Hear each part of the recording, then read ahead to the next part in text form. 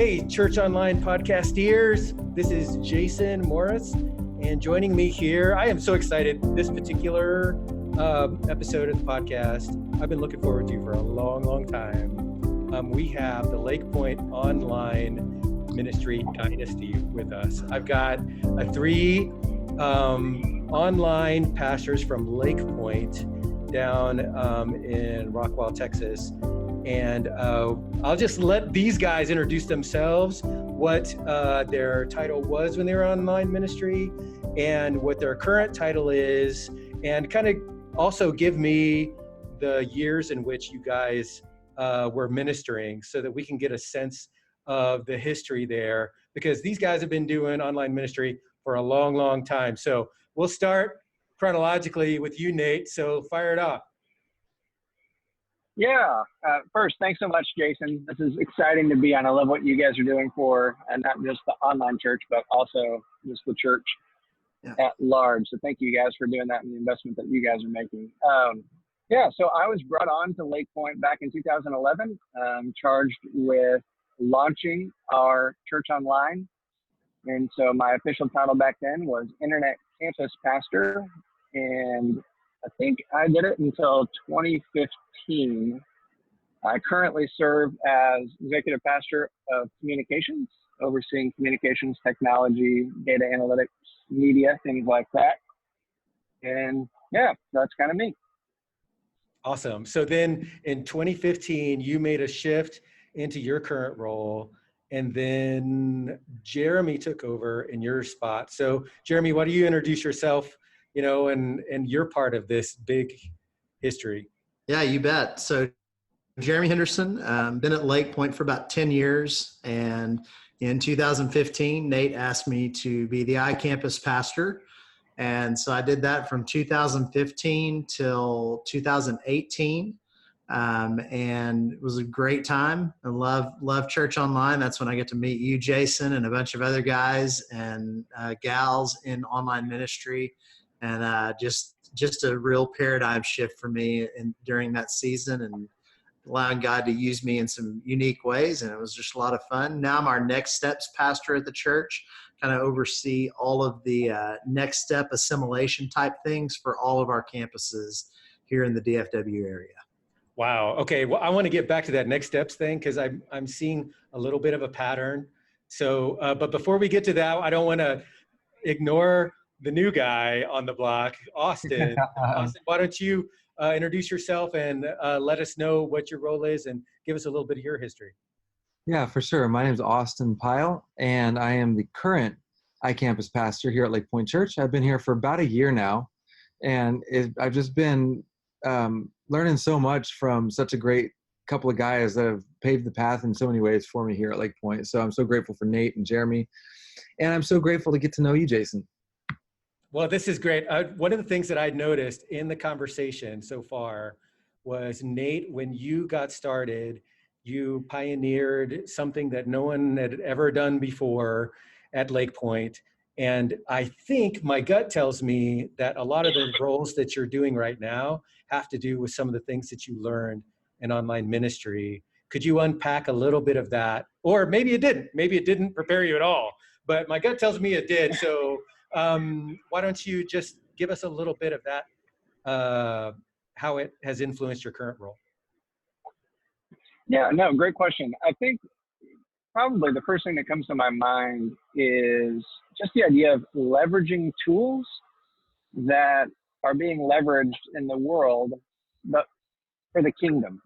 And so just have tons of passion behind saying, hey, what tools are available for us, and bringing them into a local church context and applying them in a way that helps us reach people for Christ that were previously we weren't able to reach. And so I think that's probably the biggest takeaway, and probably what I'm most excited about, whether it's tools within communications and social media, or whether it's data analytics and leveraging the ability to look at data differently in a church context, or communications, just a ton of different things there with or in technology even too.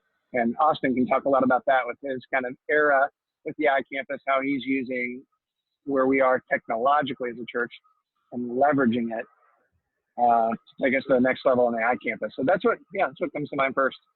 Okay, so let's go ahead and get into that. After I'm curious, Jeremy, because you had mentioned now your role is in Next Steps.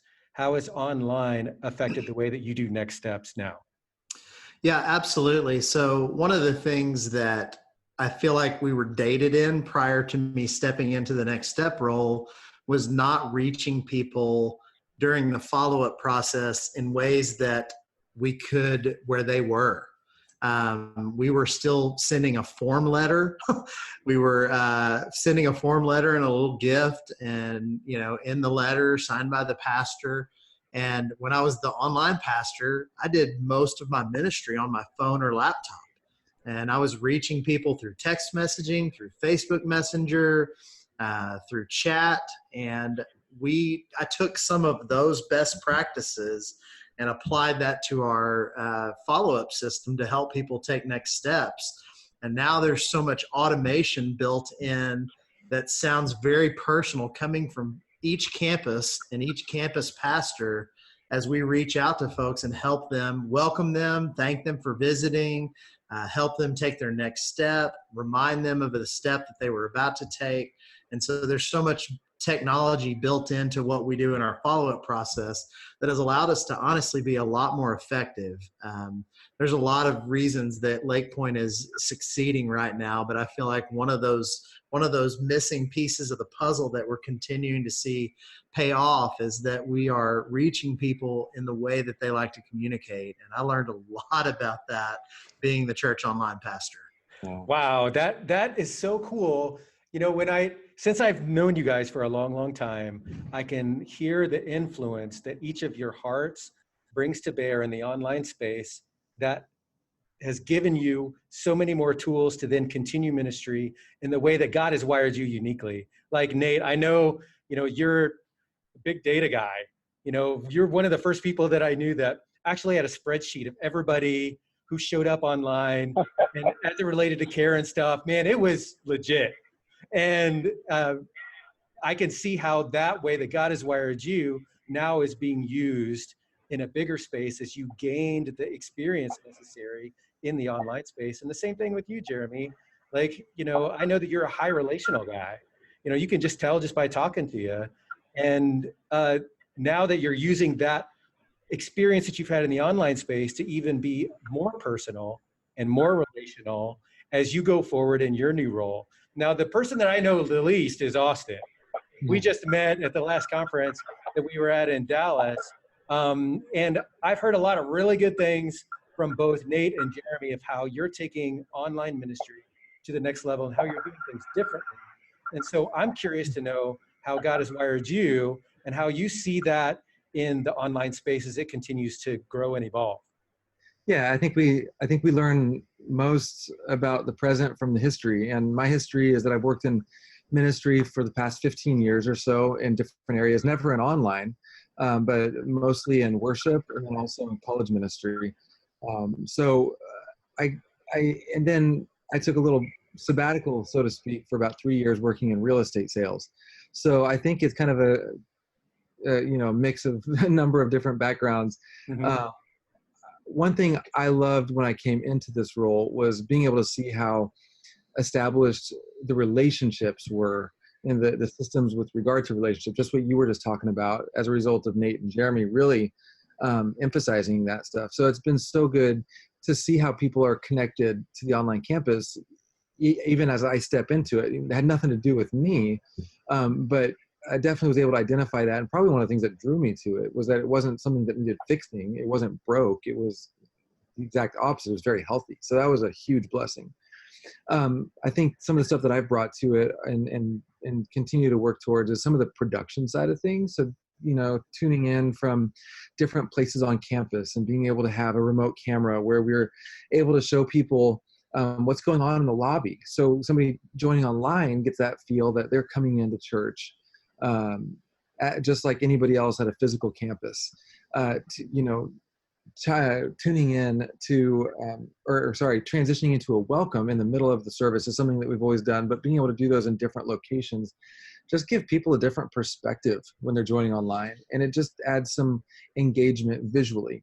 I've been kind of focusing on a lot of that lately, and I think just continuing to recruit volunteers and team leadership has been awesome and a lot of fun. And again, like I said, it's been easy to do here because of the great work that Nate and Jeremy did leading into that.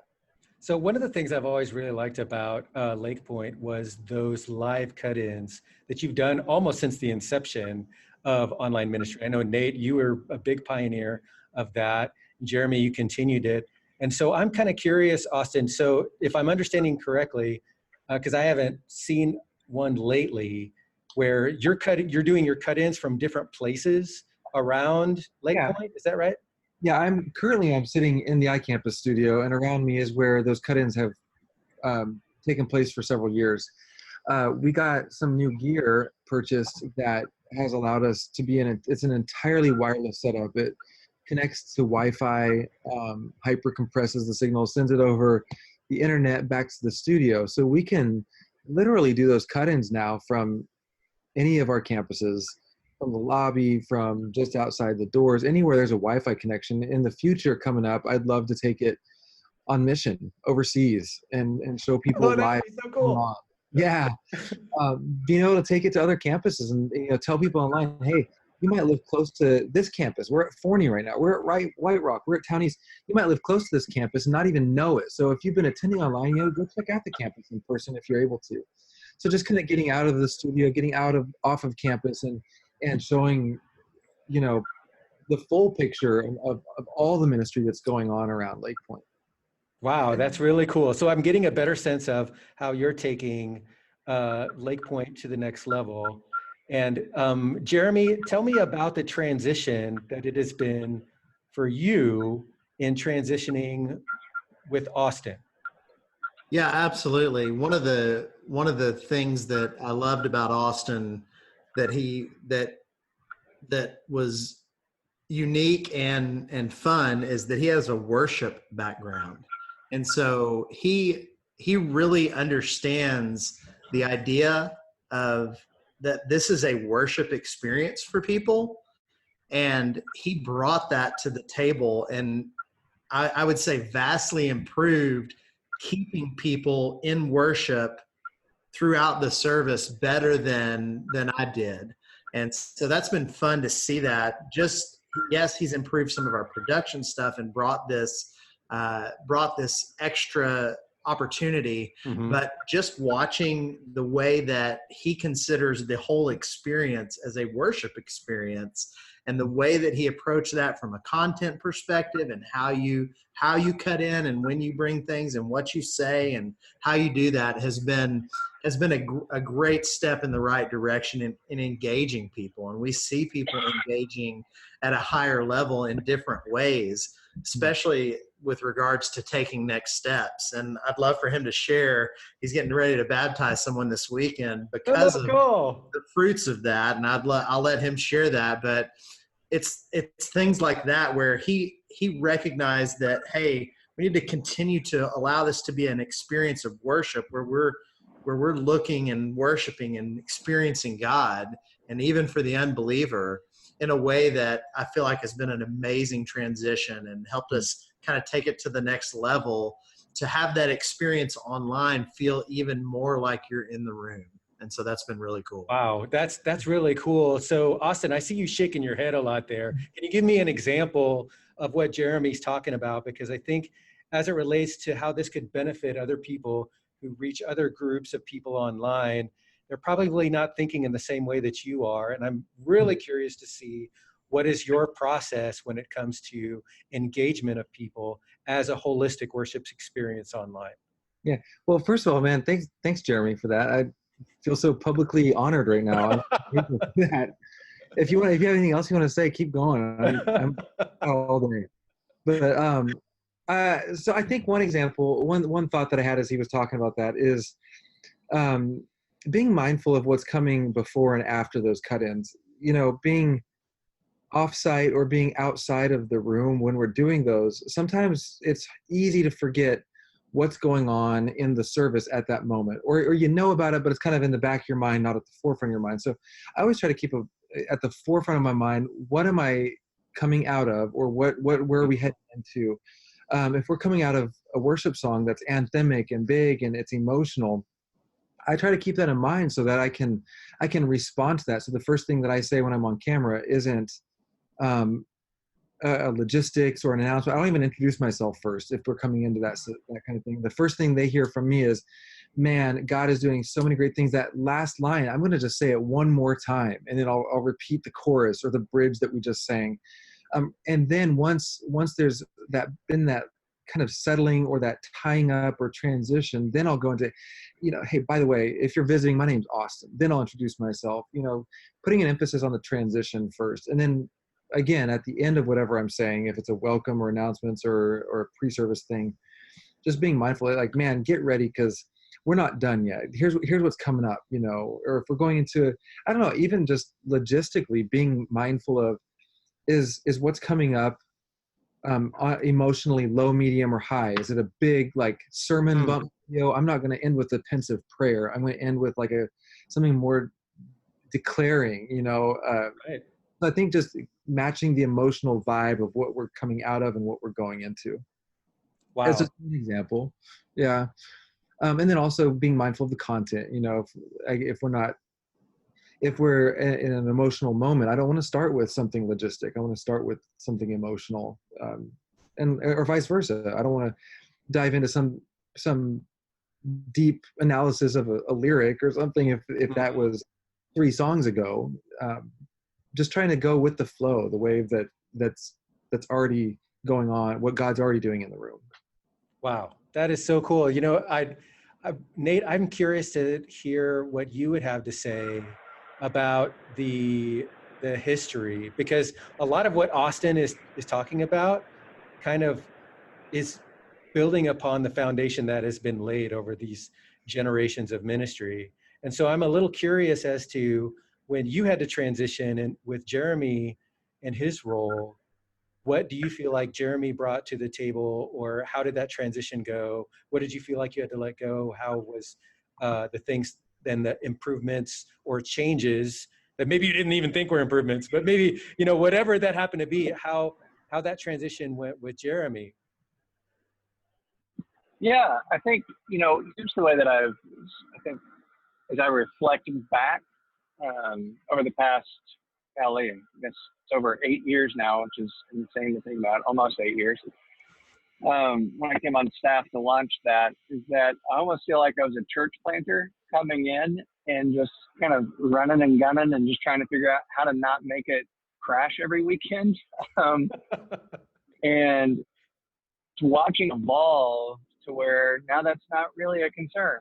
And, Jeremy, that transition with Jeremy was like a no-brainer. It's like always, how do you replace yourself with someone better than you? And Jeremy's intentionality with sharing the gospel and making sure that people understood what salvation meant. And watching him connect people to the local church and connect people to the gospel in ways that I never did, just with intentionality and the way he trained and equipped our volunteer teams. It was just tons of fun. It feels like looking back on the years that I was the internet campus pastor, it was like, man, it was so in its infancy, and not in a negative way. It was just so young, and it growing again with that intentionality under Jeremy, with focus on the gospel and focus on how do we help you take your next step to plug into either a local church or plug in online in a deeper way, in a meaningful way of service, of online groups, all of that. And then to watch Austin then to take what Jeremy built and then standing kind of like on our shoulders to go, okay, what's the next level that there's no chance that I would have been able to take it to, or that Jeremy would have been able to take it to. And I'm going to plug this into, this is a minor thing, but I think may end up being a major thing over the next, 1, 2, 3 years to come. One of the best things that I loved about Austin is that he's bilingual. And under his season of Church Online, we're very much in the infancy, but broadcasting our services in Spanish in a church online format. And just knowing that there's, and especially here in Texas, like there's such a growing audience of the Hispanic and Spanish speaking population in Texas, but also even within our church, there's 14 nationalities represented within our Spanish speaking congregation, that now they're able to share back to their countries and their family members what they're experiencing on a weekly basis. So like, that's an exciting thing for me now that we're in multiple languages. That's huge. So it's real excited to see that under Austin's leadership as well. So that is a big deal. And yeah, Austin, we should have just started speaking Spanish, man. That would have been so much fun. You speak Spanish too? Cuando quieras nomás. Ándale, órale. I am curious, Austin, if you have people, because I have people who regularly ask me how we can do what we do in Spanish. But I don't want to be the interpreter, because while I do speak well, it's not the same as someone who's, lived it all their life, because it's not my mother tongue. I'm curious how you guys logistically pull that off. Do you have like a separate audio track? Do you dub it over? Is it a different communicator? How do you guys pull that off in an online setting? How separate is it? Well, we have an amazing Spanish ministry that has their own services. So we're actually broadcasting that service. It's excuse me. It's not, man, excuse me. We don't do the live cut-ins in Spanish quite yet, although that is hopefully coming up on the horizon at some point. But we're able to transmit an entire experience in Spanish for the Spanish audience, which is really cool. And I honestly think that is probably one of the best ways to do it. Translation can work. It works all over Texas, but at the end of the day, there's so many things that things that play into a service, that play into the culture, and simply translating gives them an understanding of what's going on and what's being spoken, but it doesn't necessarily give context to their lives the way that it would by somebody who's preaching in their language. Our Spanish campus pastor, Paul, is just world class. He's an amazing communicator in his own language as well as in English, and so he just does a fantastic job. He makes it easy to be able to do that. That said, I learned Spanish starting in high school. I'm not a native speaker, but I think, and I guess from that perspective, now I'm married to a woman from Mexico, and her parents and family only speak Spanish, and they live close by, so we're always interacting. And I think something I've noticed is, and would encourage other people that are maybe in the same situation as you and me, is don't be afraid to go after it, because at the end of the day, most of the Spanish speakers that we would be doing ministry here in the United States live in the United States, and they're used to interacting with English speakers all the time. And so it's not, I think it maybe feels to us as though it's more jarring than it is to them and what they perceive. And so anytime I've, interacted on that level with people here, where, in the Spanish services, they know that I'm not native speaker, and yet I think we all still do ministry really well. Well, that's cool. Wow. I'm getting a sense of just how each of you bring a unique piece of what ministry looks like at Lakepointe and online. And one of the things that I think is interesting too is how clearly, because of the way that you guys do your succession and how it's now becoming a regular life of the church as a whole, I'm curious, whoever wants to talk here, how the things that you guys are doing online, how it has injected itself or become now a new part of Lakepointe at large. So I want to speak to this, and this is more talking about just Nate and his leadership style. But one of the things that Nate did really well and encouraged me to do as my supervisor when I was in the role was to not be siloed, but to really look for opportunities to partner with other ministries in any way that we could. Yeah. And so I saw him show that in the way that he ministered for while he was in the role. And now he's taken it as he's gained more influence and grown in other positions. He's continued to take that strategy of us being one team to accomplish the work of sharing the gospel. He's done that in more ways, and it encouraged me and challenged me and was an example for me to follow, to go, hey, I'm not going to be just the online guy in my silo. I'm going to work with other ministries, and I have the gift of teaching. And so I've gotten to teach in other areas and be a part of other ministries and do different things. And I love my church, and I just want to be a part of that. And then Austin's followed that lead and done that as well. He leads worship for other ministries. He just at the last minute got asked to lead the music for our vacation Bible school with like 2,300 kids. He was the one leading worship. And so in every way, I think, and Nate started it and built a foundation, we've said, hey, we're one team. We're one church. We're a body. We're all going the same direction. And we're not going to be in our silos and just do our thing and try to protect our area, but we're going to work together for the good of the local church and the Big C church. And so we've always been open-handed with sharing all that we experience, all that we learn. We look to learn from others. And so that's been a fun thing to see how what we've got to do online and in our community. And you know this, Jason, everybody's open-handed. Everybody's like, yeah, man, learn from me. Here's what we're doing. What are you guys doing? I want to learn from you. Right. Taking that strategy and that community and that culture, and Nate has really led out and making that happen at our church staff as a whole, and saying, hey, let's all be open-handed with one another. Let's all learn from each other. Let's all work together to accomplish the Great Commission. And so that's kind of what came to mind when you asked that for me. Wow, that's great.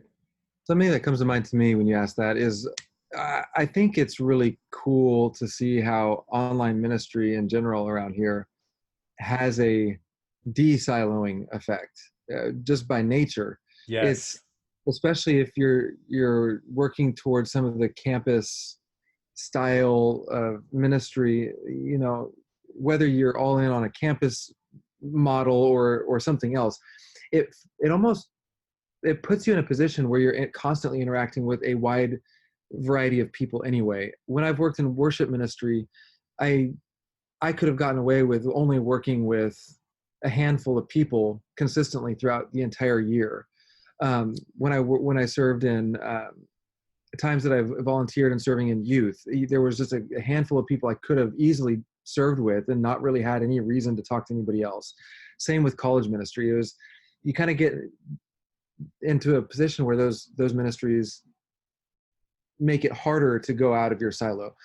The online ministry, I don't know what it is about it yet, because I've only been here a year, but there's something about it that has put me in positions to be talking to all sorts of people around the church more easily. Men's ministry, women's ministry leaders, senior leadership, youth, worship, just easily off the top of my head, all five of those I've been regularly talking to about different things.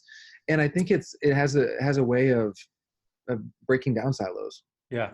Yeah, I've had that same experience too, where it's like not necessarily a separate ministry, but a layer of ministry on top of what you're already doing. Yeah. That's what it feels like. Yep. Nate, what do you think? Oh, he must be gone. Yeah, I think, sorry, can you hear me? Yeah. Sorry. Yeah, I think very similar. I just echo. I really do. Well, let me say this first. A lot of that does have to do with your senior leadership. You know, I do think that they can create the environment in which Church Online can thrive. And I'll say on the other side of that coin, though, is that I don't think that if senior leadership is not on board, that's an excuse. I think we have an incredible opportunity as leaders to lead up, to help demonstrate the value that Church Online can bring, not just to our church as a whole, but I think if, in my opinion, if done correctly and done well, you're bridging people into either ministry opportunities that affect those ministries, or you're bridging actual people into those ministries because they're in proximity, or they're in a situation to where those ministries can actually be the best ones to meet the needs to help them take their next steps. And so I really do think it's on us as leaders to help facilitate the ministry taking place online, because I do think that it's difficult for people to understand, to go, wait, so what do you do? That technological thing? No, the reality is we're doing ministry just in a different context. And again, Austin's done a great job, and Jeremy did a really great job at this, of going, hey, here's a woman in need. And sure, I could minister to that woman, but how much greater would our women's pastor be at ministering to that woman? So let me help connect those. And now you're enabling the church to be the church and to function in the most healthy way. And now the women's pastor is going, oh man, I love Church Online. Absolutely. They help me do my job better, and they give me abilities to pastor and minister. And it's like, for me, it's a no-brainer. Like, let's leverage the strength of our leadership to reach people for Christ and to help them take their next step. And so, yeah, that's kind of how I feel about it. Well, I don't know if I could have said it much better. That is amazing. I want to be mindful of your guys' time. And thanks, Nate, for joining us, even though you're on the road. I think you're probably on Highway 45 now. So is there anything else that you guys feel like would be something that you really wanted to share to the greater audience at large that's wanting to do this well? Are there some tips, some things you guys have learned along the way, whatever generation you happen to be coming from, that you feel like is important to not forget or to make sure and do so that this thing is successful as it can be? Well, I'm going to share this real quick, and then I want him to share an example. But I think sharing wins is a huge thing, and it's just what Nate was talking about. That is one effective way of us leading up, is sharing stories of life change, sharing stories of bridging, sharing stories of other ministries being involved and seeing somebody take a next step. And Austin's getting ready to baptize someone this weekend that has been a good example of that. Austin, you want to share that just as an example of a win? Yeah, absolutely. And I was just thinking about that too. Just anyone out there who's doing online ministry and questioning its effectiveness or wondering if it can be what they hope and dream and envision it to be. Just a story that kind of has blown me away.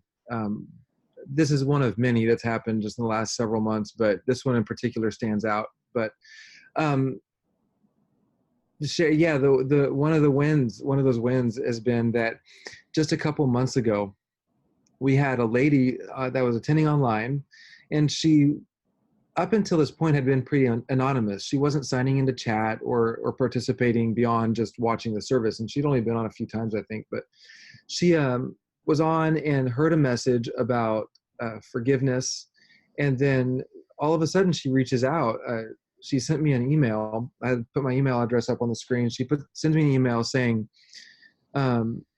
describing the situation where she was abused when she was a little girl, and it was done by family members close to her. And I, in a lot of ways, they didn't even realize how badly she was hurt by it. But she heard this message and was trying to figure out this idea of forgiveness. She ends up giving her life to Jesus for the first time ever.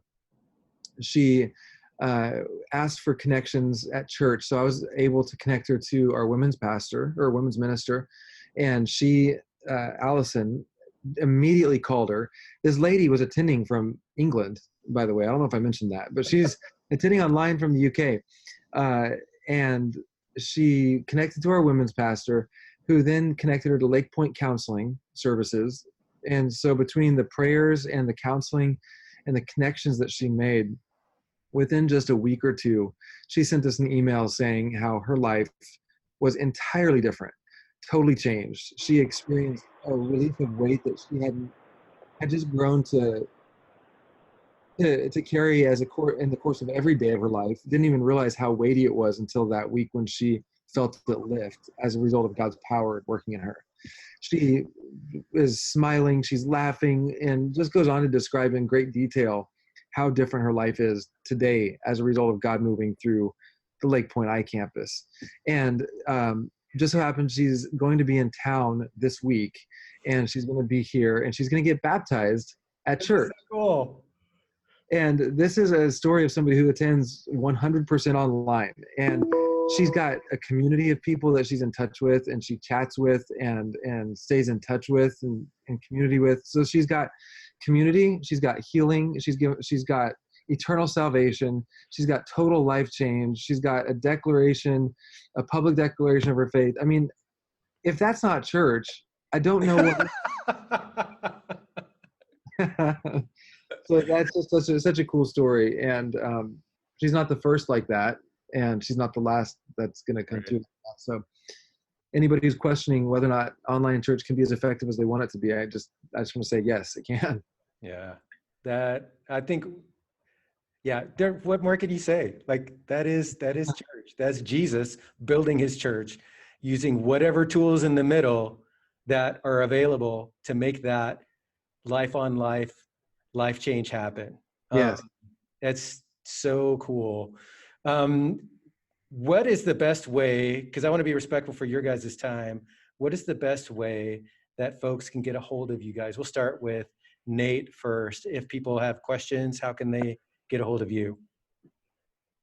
Yeah, the best way would be probably email, which is just Nate, Naten, at lakepointe.org. Okay. And let me say this real quick, if you don't mind. Yeah. For all of those who are listening to this podcast right now, don't do this alone. There is such an amazing community of people who have struggled through the early days, of people who are standing on other people's shoulders now. I have never had more fun doing ministry with people from all over the nation and all over the world as I've had in the season where I got to do church online. And so guys like you, Jason, people like DJ and Nils and Jay Cranda and Jen Miles, there's so many people who love the Big C Church that will provide encouragement, that will help equip you, that will help motivate you and help give you ideas of whatever phase of church online you're in. Like, don't do it alone. Allow the other pastors, the other ministers, the other volunteers come around you and help encourage you and help you take it to the next level. So I appreciate you, Jason, for all that you've done, not only for me, but the Big C Church. Yeah. Well, you guys are too kind. Well, I feel like we are, all one team anyway. 500 years from now, we're all going to be shoulder to shoulder serving the Cosmic King together. So we might as well just get used to it. Yeah. For real. Amen. So, Jeremy, how do people get a hold of you? Yeah, email's the best. Jeremy, Jeremy, the letter H, at lakepointe.org, and that's Lakepointe with an E. Okay. Austin? Same thing, email Austin Pyle, Pyle, at lakepointe.org. Well, I think we'll wrap this up then for another episode of the podcast. Thanks so much, guys, for sharing the history of the Lakepointe Online Dynasty. And I know that there's a lot of stuff that our listeners are gleaning from this. I mean, I was taking a couple of notes myself, and I appreciate everything that you guys have shared. Thanks. Appreciate it, Jason. Have a good one. Thank you.